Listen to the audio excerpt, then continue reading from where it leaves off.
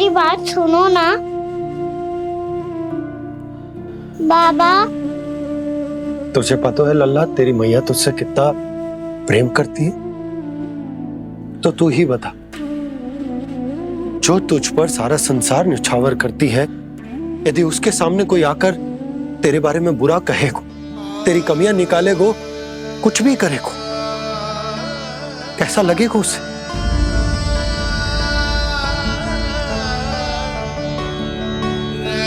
हम सब चाहते हैं कि तू अच्छा लल्ला बने, ताकि सब तेरा उदाहरण दे, ना कि बुरा जिसकी सब निंदा करे। पर बाबा मैं तो बात हर अच्छे वाले कार्य करता हूँ। हाँ, कर तो है ना अच्छे कार्य, तू कर तो है अच्छे कार्य, पर 100 अच्छे कार्य करने के बाद यदि जाने अनजाने में एक बुरा कार्य भी कर देगो ना, ये समाज उस बुरे कार्य को ही स्मरण रखेगो। भलाई क्षण भर में भुला दी जाती है लल्ला, और बुराई वो सदैव स्मृति में बनी रहती। यही इस समाज की रीत। मुझे क्षमा कर दो बाबा। लल्ला,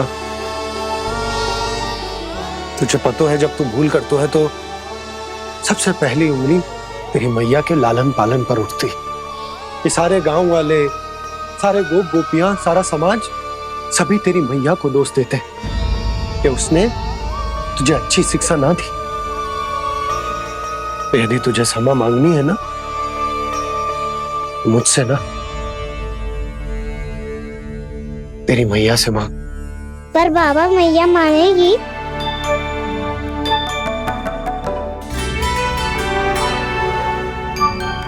मैया क्षमा कर दो, अब फिर मैं कोई ऐसा कार्य।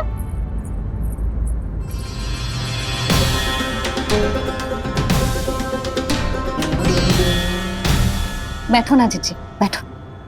आजा लल्ला, बैठ। जे देख, तेरे लिए लड्डू बनाए हैं, पर पहले तुझे माखन चख के देख कैसे बने।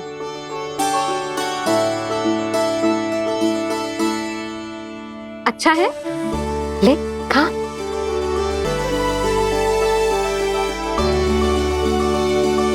कितना अच्छा बालक है तू। सदैव ऐसे ही रहना, किसी की संगति में आके बिगड़ मत जाइयो, समझ आई? मुझसे बात मत करो, बस सारा प्रेम दाव पे लौटा दो। हाँ नहीं तो सुन, नारियल के लड्डू खाएगा? मैं अभी लेके आती हूँ।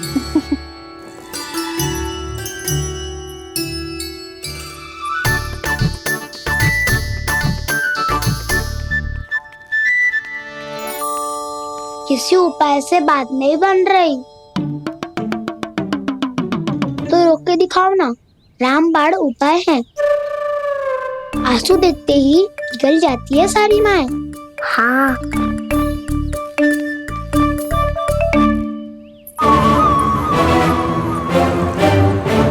ये देख, ये ले।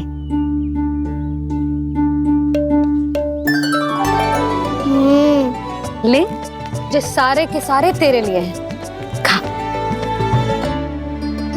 यशोदा, बलराम को ये लड्डू अपने भाई के साथ भी बांटना चाहिए ना। कान्हा को भी तो कितने प्रिय है ये लड्डू। ना जीजी, इसे तो केवल दूसरों का माखन प्रिय है।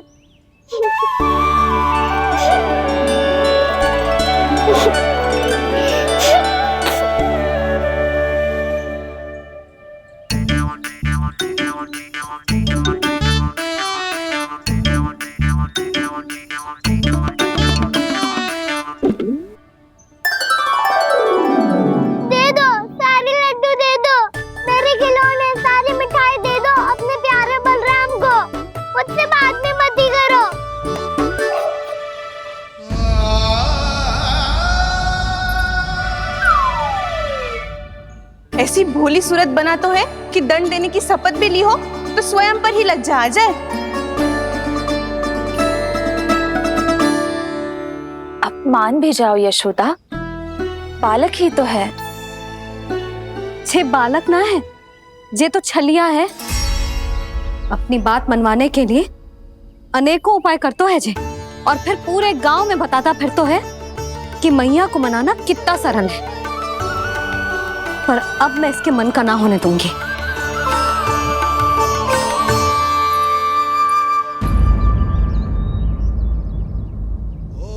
अब इतना भी क्रोध मती करो मैया, मान जाओ मैया।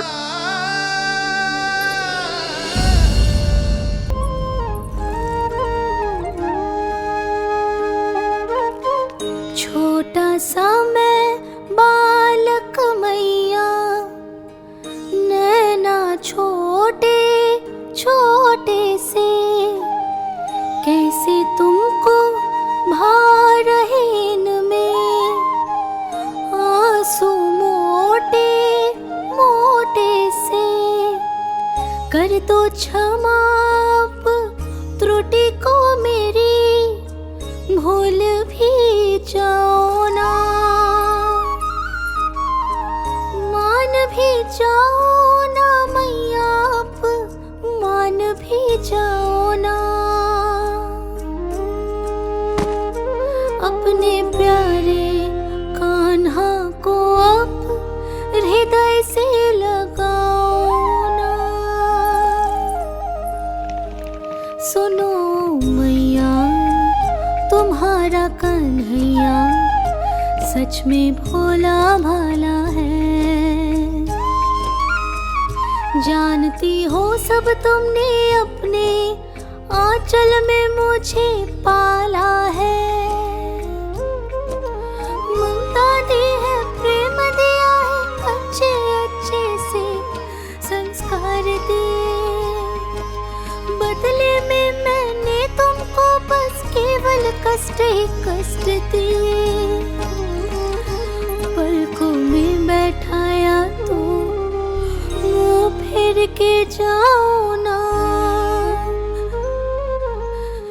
मान भी जाओ ना मैया, आप मान भी जाओ ना।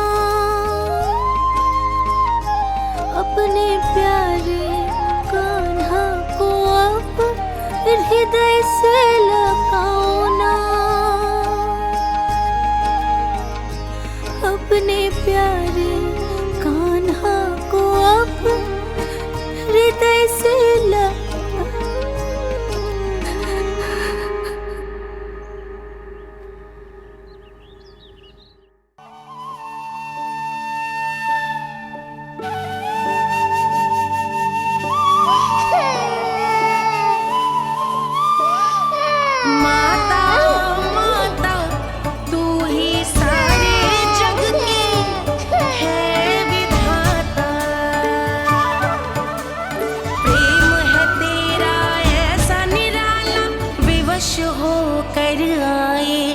जगपाला।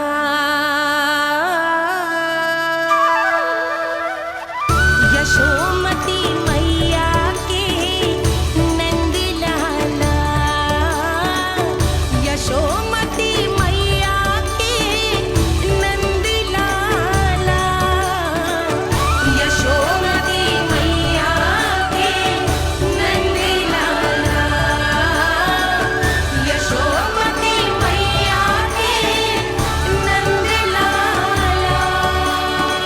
लल्ला, मैंने हृदय से लगायो है, इसका अर्थ ये ना है कि मैं मान गई हूँ और सब भूल गई हूँ। मैं तो क्षमा मांग रहा हूँ ना मैया। ना कान्हा, भूल हो जाने पर केवल क्षमा मांगना पर्याप्त ना है। सबसे पहले तुझे जे स्वीकार करना पड़ेगा कि तुझसे भूल हुई। फिर तेरे मन में क्षमा भाव होने चाहिए। तुझे जे आभास होना चाहिए कि जो हुआ वो अनुचित है। फिर तुझे अपनी भूल से सीख लेनी चाहिए कान्हा। और चौथी बात, अविलंब अपनी भूल सुधारने का प्रयास करना चाहिए।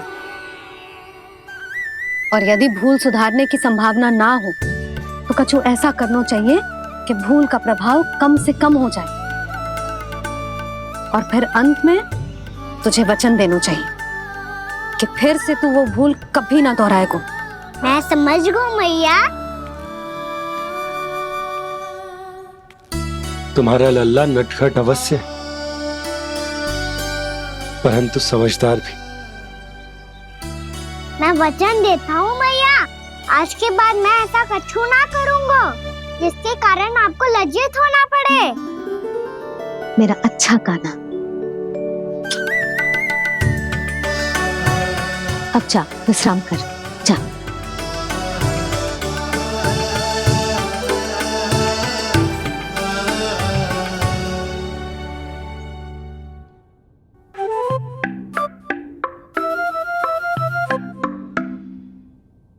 अभी अभी छोटी माँ मानी है, अब तुम फिर से कोई योजना मत बना लेना।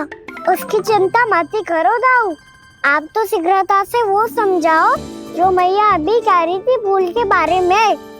क्या नहीं करना है? तो क्या तुम्हें छोटी माँ की बात समझ में नहीं आई? तो तुमने बाहर क्यों कहा कि तुम समझ गए हो?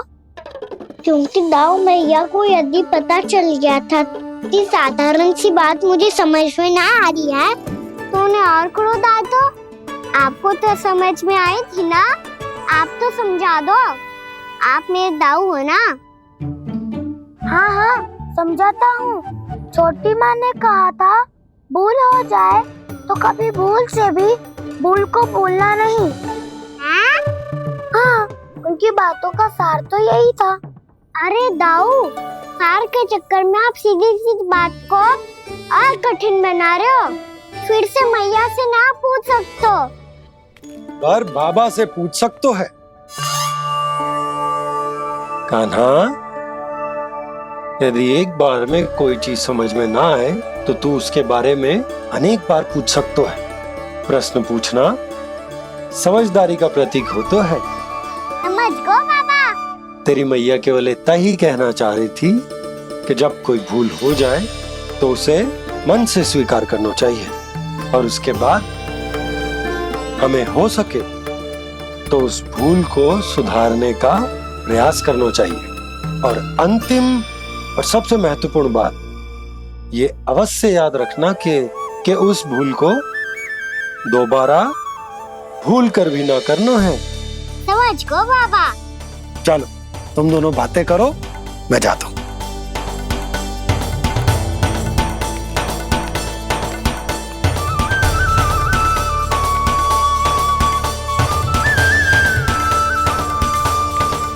अब सच्ची में समझ गए कान्हा? क्या मैं समझाऊं? नाना दाऊ, आप तो रहने ही दो। तो बताओ, अब तुमने जो हानि की है उसे सुधारने के लिए अब क्या करोगे तुम? एक उपाय है, पर मुझे उसके लिए सहायता की आवश्यकता पड़ेगी। किसकी सहायता? उन्हीं की जिनके पास उपहारों का भंडार है।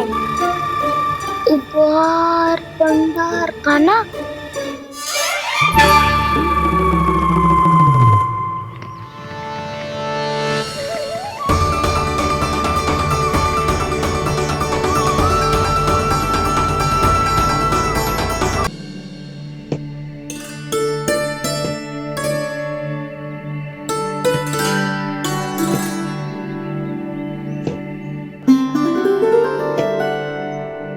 पहले कक्ष में बैठ के जाने कौन सी योजना बना रहा था, अब बार बार द्वार की ओर देख रहे हैं। चल क्या रहे हैं इसके मन में? कब से बुला रहा, आप क्यों नहीं रहे हो?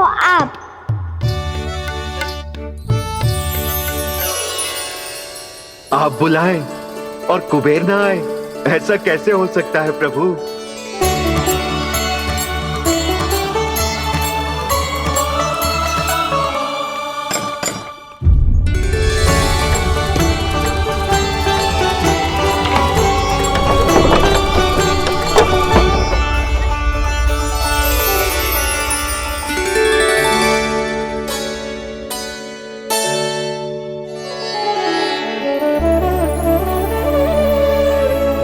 कहिए, किससे भेंट करनी है आपको? अपने भगवान से।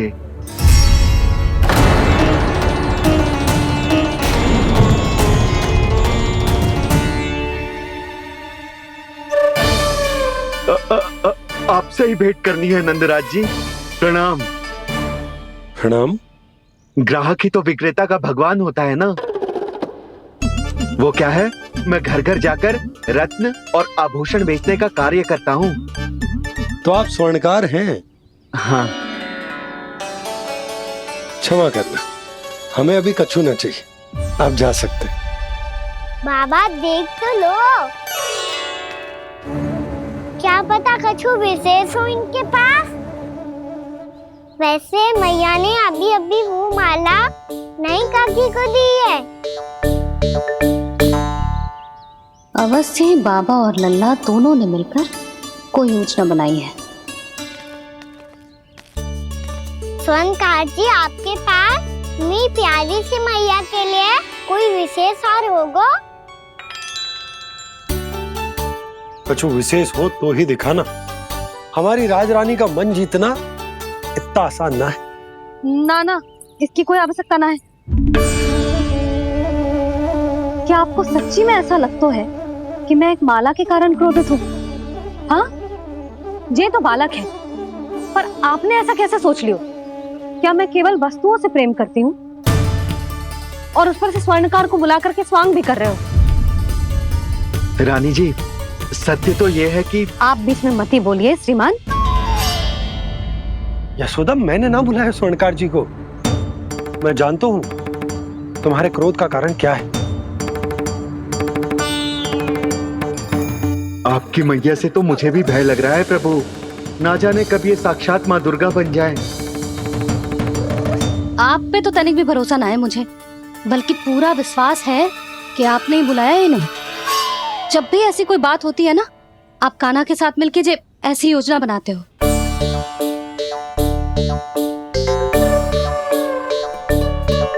नहीं, मैं इनके बुलाने से नहीं आया हूँ। मैं श्री नारायण की इच्छा से आया हूँ, श्री नारायण की सौगंध। मैंने सोचा कि यहाँ आकर एक दो हार तो बिक ही जाएंगे। और यहाँ वृंदावन की रानी जी जो रहती हैं,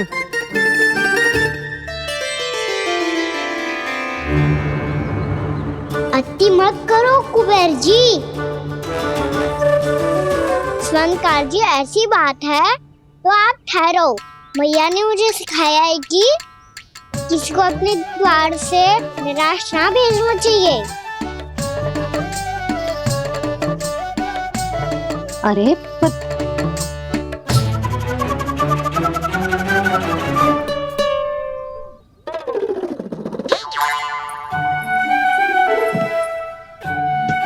चिंता मत करो, इनके क्रोध में भी प्रेम ही छिपा तो है। बात अनोखी है ये, इसलिए आपको ये अनोखा दूल्हा बाहर दिखाओ।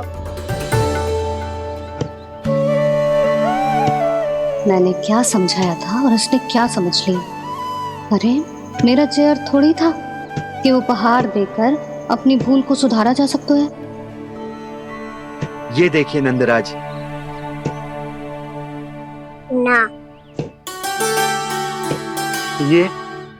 ना ये भी ना चलेगो।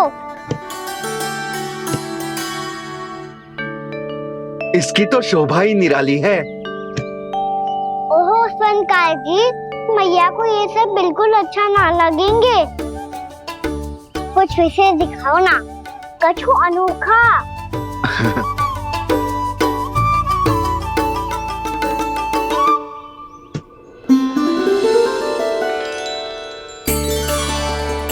कितना सुंदर हार है, पर जो स्वर्णकार कान्हा को उसे दिखा क्यों ना रोए?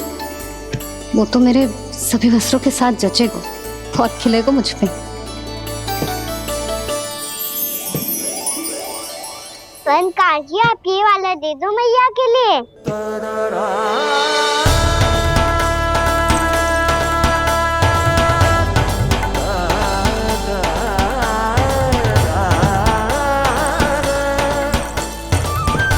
और आपके लिए क्या राजकुमार? मुझे बस एक मोती दे दो आप। बस केवल एक मोती? हाँ।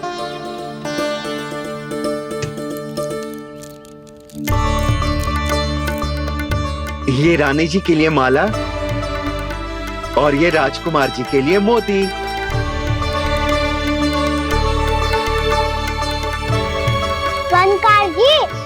मूल्य तो लेकर जाओ। हाँ, प्रभु के दर्शन मिल गए और क्या चाहिए मुझे। जो ठीक लगे वो दे दीजिए। प्रणाम प्रणाम।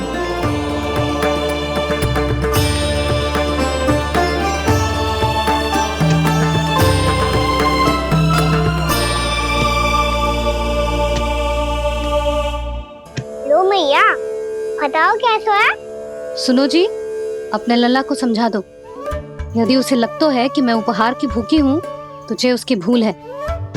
अरे उपहार ना है मैया, ये तो साक्ष्य है कि मुझे ये भूल समझ में आ गई है, और ये भी समझ आ गया है कि कैसे आज मेरे कारण मेरी मैया को लज्जित होना पड़ो। ये साक्ष्य है इस बात का कि मैं सच्ची में क्षमा मांग रहा हूँ कि मेरे कारण आपको इतना दुख पहुंचा है। ये इस बात का भी साक्ष्य है कि मैंने अपनी भूल से सीख ली है कि मैं यदि कुछ अनुचित कार्य करता हूँ तो पहली अंगुली मेरी मैया के ऊपर उठती है। तुझे जो आभास होना चाहिए कि जो हुआ वो अनुचित है, फिर तुझे अपनी भूल से सीख लेनी चाहिए कान्हा। और ये इस बात का साक्ष्य है मैया कि मैं अपनी भूल सुधारना चाहता हूँ। जो हो चुका है उसे तो मैं बदल ना सकता, पर कम से कम वो माला तो बदल ही सकता हूँ जो आपने नई काकी को दी है। और चौथी बात, अविलंब अपनी भूल सुधारने का प्रयास करना चाहिए। इन सब का साक्ष्य होने के साथ साथ ये मेरे वचन का प्रतीक है मैया कि मैं आज के बाद ये भूल कभी ना करूँगा। तुम्हें विश्वास तो ना होगा, पर मैं कह देता हूँ कि जो कुछ भी कर रो है, जो कुछ भी कह रो है, उसमें मेरा रत्ती भर भी योगदान ना है। अब तो मैंने वचन भी दे दो मैया, अब तो स्वीकार कर लो ना इसे। आपको जो अच्छा लगा था वही हार लेकर आयो, फिर भी ना लोगे आप? इधर आ। तुझे कैसे पता चलो कि जेही वाला हार मुझे सबसे अच्छा लगो? एक लल्ला को अपनी मैया की रुचि पता चलनी चाहिए ना। अब तो क्रोध छोड़ दो ना मैया, मान जाओ ना। पर जे अंतिम अवसर है लल्ला, यदि फिर से कोई गोपी ने तुझ पर आरोप लगाओ ना तो ऐसा ना होगा मैया, आप चिंता मत ही करो, उसके लिए भी सोच के रखा है मैंने। चोरी तो कान्हा ने हमारे घर पे भी की थी, इसने हमें कुछ ना दियो।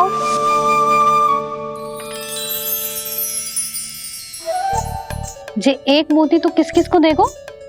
मैया, मन में आपने ही कही थी ना, एक बीज से पूरा वृक्ष उगा तो है। तो तू इस मोती को बोएगो? हाँ, जो उस मोती को बोएगो उसमें से वृक्ष उगाएगो, और जब उसमें मोतियां आएंगी तो जिस सारी गोपियों को देगो ना लल्ला। आपने तो मेरा मन पढ़ लियो मैया।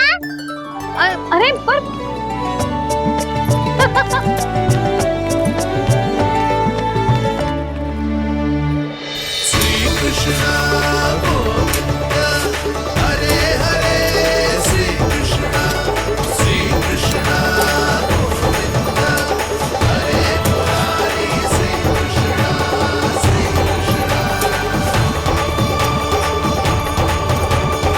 मैं परिहास कर रही थी लल्ला, मोती वृक्ष पे ना उगते। क्यों ना उगते मैया? जब छोटी सी गुठली से बड़ा आम का वृक्ष उग सकते है, ढेर सारे जामुन उग सकते हैं, तो मोती क्यों ना उग सकते? लल्ला, बीज से केवल फल और फूल उगते हैं, मोती ना। पर मैया, आपने तो कही थी श्री नारायण का नाम लेने से सब कुछ संभव हो जाता है, तो फिर ये क्यों ना होगा? नारायण के नाम में तो बहुत सारी शक्ति है ना? हाँ, पर सुधा,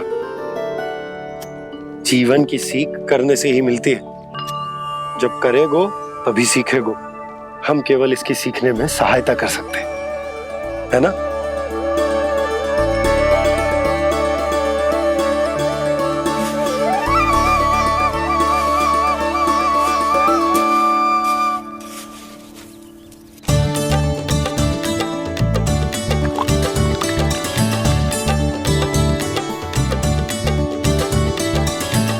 भैया बाबा होगा।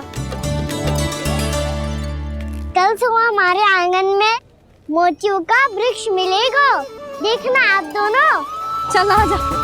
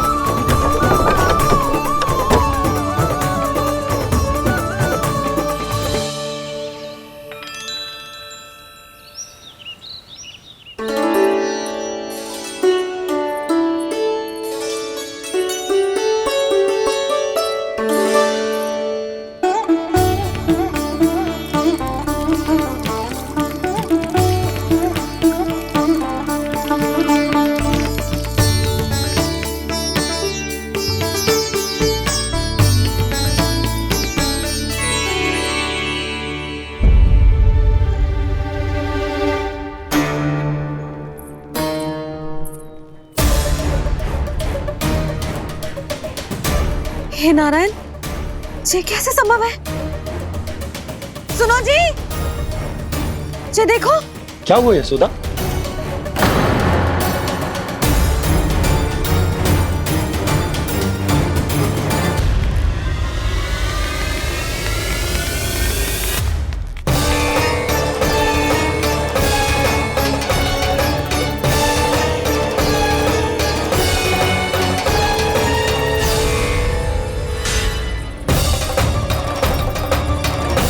क्या होगा खाना सुबह सुबह? आप चाहती थी ना कि आप सबको मैं कछु ना कछु दूं।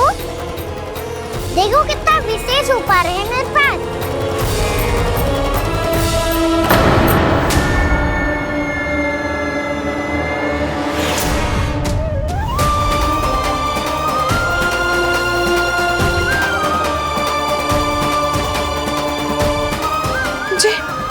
ये तो मोती है।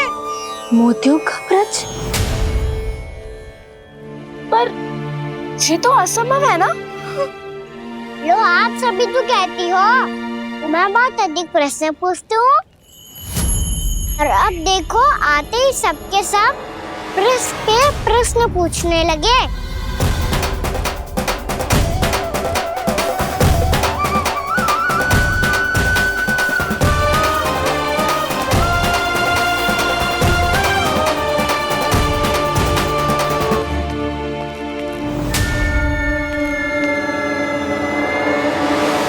खड़ी रहोगी कि आगे बढ़ के मोती भी लोगी? सुलक्षणा काकी आओ ना।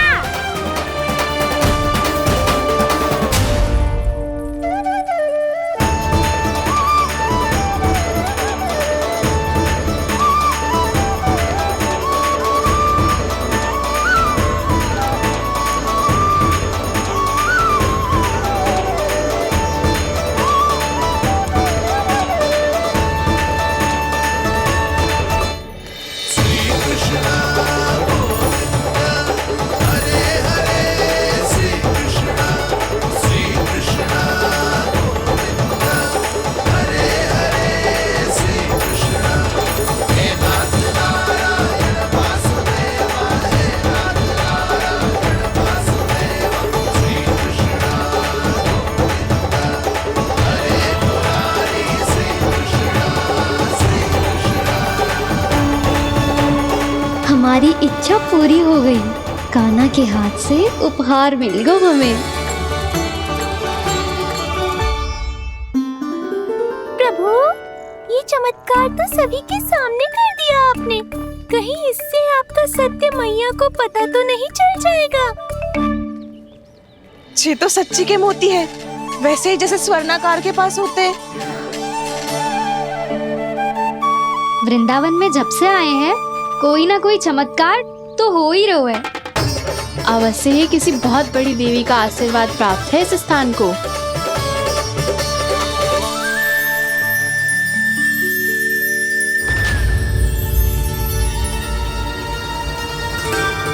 देवी का आशीर्वाद या फिर हमारे कान्हा का? कहीं सच्ची में कान्हा चमत्कारी तो ना है? मैंने कहा था ना प्रभु, हंस गए। ये वृक्ष अवश्य ही कान्हा ने बोए होगो, है ना जीजी?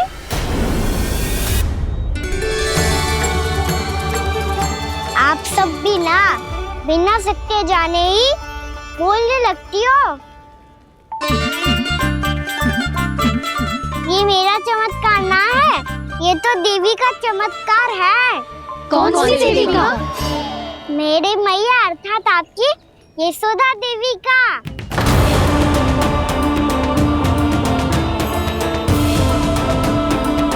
जी क्या कह रहे हो कान्हा? सत्य ही तो कह रहा हूँ।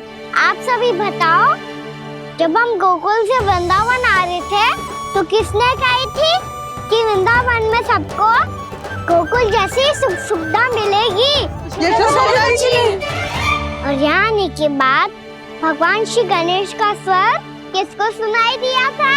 यशोदा जी। और कल किसने कही थी हमारा कान्हा मोती को बीज की तरह बोएगा, फिर उसमें से बड़ा सा वृक्ष उगेगा और उसमें मोती आएंगे? यशोदा ने? आप भी? तो मैया हुई ना मेरी चमत्कारी। ये जो कहती है सत्य होके ही रहता है।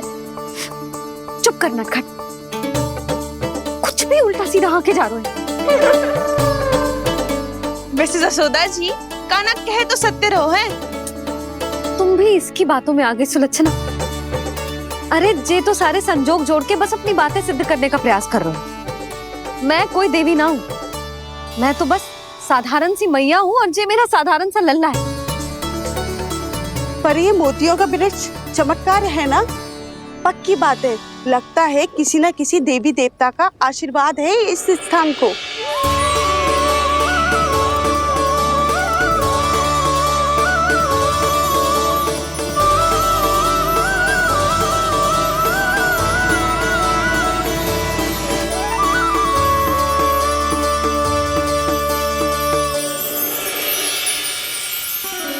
सब तो मैं ना जानती, पर हाँ, श्री नारायण का आशीर्वाद तो अवश्य है। ये सब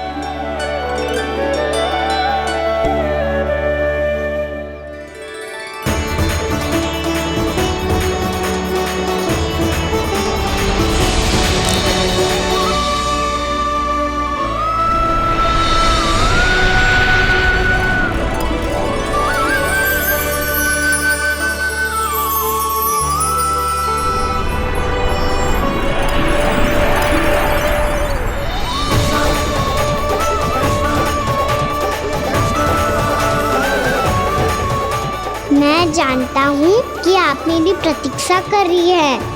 कौन प्रभु? आशीर्वाद नारायण का हो या देवी देवताओं का, हम धन्यवाद तो तुझे ही कहेंगे कान्हा। कान्हा, बहुत बहुत धन्यवाद, इतना अच्छा उपहार दिया है। अच्छा जीजी, अब हम चलते हैं। नारायण नारायण। नारायण नारायण।